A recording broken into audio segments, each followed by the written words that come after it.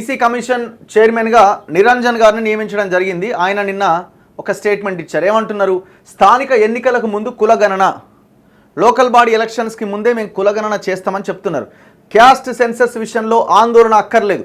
BC commission chairman Niranjan ఆసక్తికర వ్యాఖ్యలు. ఆ ఆలోచనతోనే ప్రభుత్వం పనిచేస్తున్నది. లోకల్ బాడీ ఎన్నికలకు ముందే బీసీ కులగణన చేయాలని ప్రభుత్వం ఆలోచిస్తున్నదని BC commission chairman Niranjan Reddy ఆసక్తికర వ్యాఖ్యలు చేశారు. శనివారం ఒక న్యూస్ ఛానల్తో మాట్లాడిన ఆయన సమాజ శ్రేయస్సు తన ప్రధాన ఎజెండా అని, సమాజంలో శ్రేయస్సు ఉండాలంటే జనాభాలో మెజారిటీ ఉన్న బీసీలు తమ వాటా కావాలని కోరుతున్నారన్నారు. బీసీ సంఘాలు ఆందోళన చెందాల్సిన అవసరం లేదన్నారు. కులగణన విషయంలో సహకరించాలని నిరంజన్ కోరారు. గత బీసీ కమిషన్ కులగణన విషయంలో ఎంత మేరకు పనిచేసిందో వివరాలు తెప్పించుకొని వాటిని పరిశీలించి తర్వాతి చర్యలు చేపడతామని స్పష్టం చేశారు. నేనేమంటున్నా, ఇక్కడ రెండు అంశాలు ఉన్నాయి. ఒకటి కులగణన, రెండోది స్థానిక సంస్థల్లో బీసీలకు 42% రిజర్వేషన్. ఇది ఎవరో చెప్పింది కాదు, మీరు ఇచ్చిన హామీనే కామారెడ్డి డిక్లరేషన్లో. 24,000 మంది ప్రజాప్రతినిధులను మేము తయారు చేస్తాం కొత్తగా, బీసీలని. ఎంపీటీసీలు కావచ్చు, సర్పంచ్లు కావచ్చు, జెడ్పీటీసీలు కావచ్చు, ఈ లోకల్ బాడీ ఎలక్షన్స్లో.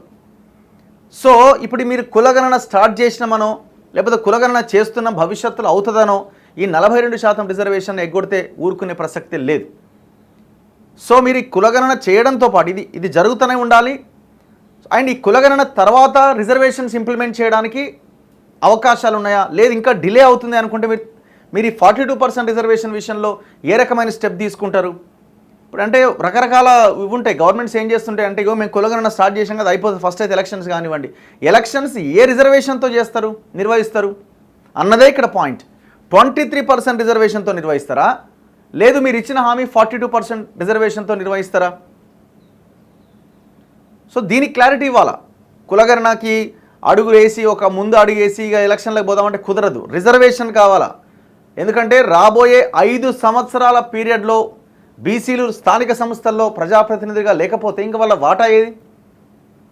ఒక 5 సంవత్సరాల పీరియడ్ ఆఫ్ టైం సైలెంట్గా ఉండిపోవాల్సిన పరిస్థితి. మరి ఇది అన్యాయం కదా. సో అందుకే ఈ రిజర్వేషన్ల లెక్క తేల్చండి. మళ్ళీ ఇప్పుడు ఇది కులగణన చేసినాం కానీ మళ్ళీ అది కోర్టులో ఉందో ఇంకోటి ఉందని రకరకాల సాకులు చెప్పి మళ్ళీ తప్పించుకుంటే కరెక్ట్ కాదు. 42% రిజర్వేషన్ మీరు ఇచ్చిన హామీ మీరు నిలబెట్టుకోవాలా.